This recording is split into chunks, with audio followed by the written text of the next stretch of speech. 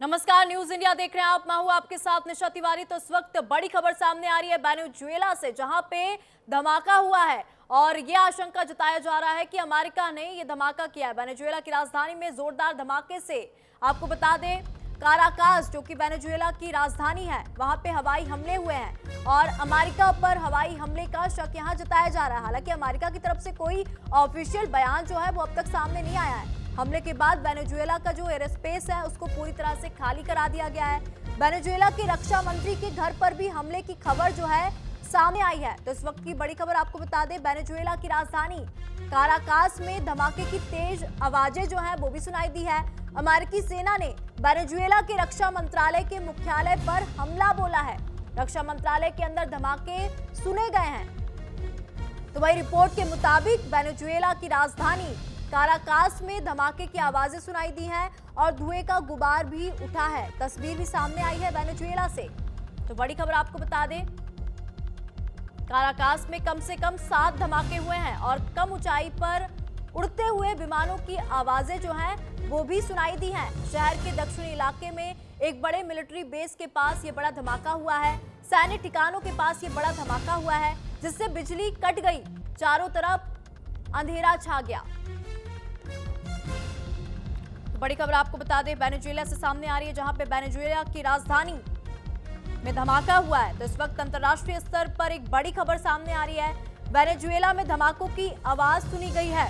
हालांकि अभी तक कोई ऑफिशियल पुष्टि अमेरिका की तरफ से नहीं हुई है, क्योंकि वेनेजुएला और अमेरिका की बात करें तो काफी लंबे समय से दोनों के बीच तनाव की स्थिति जो है वो देखने को मिल रही है। ऐसे में वेनेजुएला ने सीधे अमेरिका पर आरोप लगा दिया कि ये जो हमला हुआ है सैन्य ठिकानों के पास, ये जो बड़ा धमाका हुआ है, वो सब अमेरिका ने किया है। हालांकि अमेरिका की तरफ से अभी कोई ऑफिशियल बयान सामने नहीं आया है।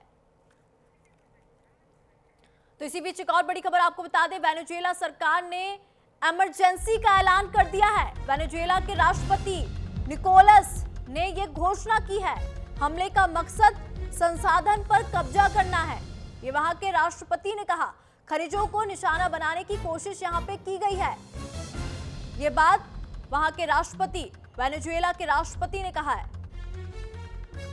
वहीं निकोलस जो कि राष्ट्रपति है वेनेजुएला के, उनको सेफ हाउस में शिफ्ट किया गया है। वेनेजुएला के सैन्य अड्डों को निशाना बनाया गया। शनिवार को राजधानी काराकास में हुए धमाके ने पूरे देश को हिलाकर रख दिया है। बीते कई महीनों से अमेरिका हमले की चेतावनी देते जा रहा था और अब हालात खुली टकराव की ओर बढ़ते दिख रहे हैं। शनिवार तड़के काराकास में कम से कम 7 जोरदार धमाके हुए हैं। ये धमाके सुनाई भी दिए हैं। शहर के अलग अलग इलाकों में तेज आवाजें गूंजी।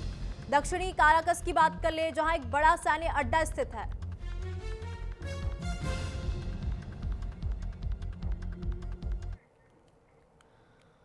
इसी मामले में और अधिक जानकारी ले लेंगे। हमारे साथ ग्रुप कैप्टन रिटायर्ड डॉक्टर आनंद स्वरूप जुड़ चुके हैं, डिफेंस एक्सपर्ट। आनंद जी, आपका सबसे पहले तो बहुत बहुत स्वागत है न्यूज इंडिया पर। और यहाँ पे अंतर्राष्ट्रीय स्तर से बहुत बड़ी खबर सामने आ रही है, जहाँ पे वेनेजुएला में धमाका हुआ है और वेनेजुएला ने साफ तौर पर यह कहा है कि ये धमाका अमेरिका ने करवाया है। कितनी सच्चाई है इसमें? नमस्कार सब सारे दर्शकों को आपके चैनल के। सबसे पहले तो मैं ये कहना चाहता हूँ कि अमेरिका ने काफ़ी टाइम से इनको आगाह कर दिया था कि अपना जो नार्को टेररिज्म है, क्योंकि काफ़ी नारकोटिक्स यहाँ से डील करते हैं और पिछले 3-4 अगस्त के महीने से पिछले साल के अमेरिका ने इनको कॉशन कर दिया था। उसके बाद में काफ़ी एडवाइजरीज भी दी गई हैं दोनों देशों के अंदर नागरिकों को ट्रेवल करने के लिए, और वहाँ से धीरे धीरे ये भी अमेरिका ने अपना रुख थोड़ा खड़ा कर दिया।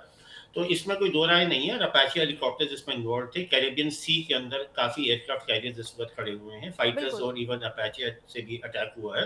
तो इसमें कोई दो राय नहीं है, मगर एक लिमिटेड स्ट्राइक था। ये फुल फ्लेज्ड वॉर तो नहीं कह सकते, बिकॉज वेनेजुएला एक छोटी कंट्री है, अमेरिका के उसके माइट के सामने खड़ी नहीं हो सकती। बट अमेरिका चाह रहा था कि अपना जो ड्रग्स इनका फैला हुआ है और जो टेररिज्म ड्रग्स से जो फंडेड हो रहा है उसको स्टॉप किया जाए। बिल्कुल आनंद जी, लेकिन यहाँ पे जैसे कि सभी को पता है कि वेनेजुएला और अमेरिका की बात करें तो काफी लंबे समय से तनाव तो चल ही रहा था। तो क्या अमेरिका ने कोई बड़ा संदेश दे दिया है, अगर अमेरिका ने वाकई ये हमला किया है तो? हाँ, इसके अंदर अभी जो खबरें निकल कर के आ रही हम्म। हैं कि इसके अंदर क्या है, अमेरिका के पास के देश में अगर कोई भी अपना दूसरा देश अपना इन्फ्लुएंस करने की कोशिश करता है, जैसे रशिया काफी लेवल तक और चाइना भी, क्योंकि वेनेजुएला के पास प्राइमरली एक मैसेज, स्ट्रॉन्ग मैसेज दिया गया है, क्योंकि उस टाइम पे जो खबरें आ रही हैं निकल करके कि चाइना का एक डेलीगेशन वहां पे था उस देश के अंदर जहां पे अटैक किया गया। इन्होंने लिमिटेड स्ट्राइक्स करी हैं। और अगर थोड़े दिन पहले की और अगर देखें तो चाइना ने पहली बार ऐसा हुआ है कि किसी देश ने अमेरिका को चैलेंज करने की कोशिश की है। तो अमेरिका के लिए जो चीनी प्रवक्ता ने बोला था कि उनकी जो एनुअल डे परेड हुई थी मिलिट्री की, उसके अंदर एक उनकी मिसाइल है जो 61 के नाम से है, M61, जिसमें उन्होंने क्लियरली बोला कि हमारी एक मिसाइल है जो 60 न्यूक्लियर वॉरहेड्स एक साथ लॉन्च कर सकती है। अगर अमेरिका ने हमारी एनुअल परेड देखी है कि नहीं, और जो 61 बम है वो हाइड्रोजन बम है।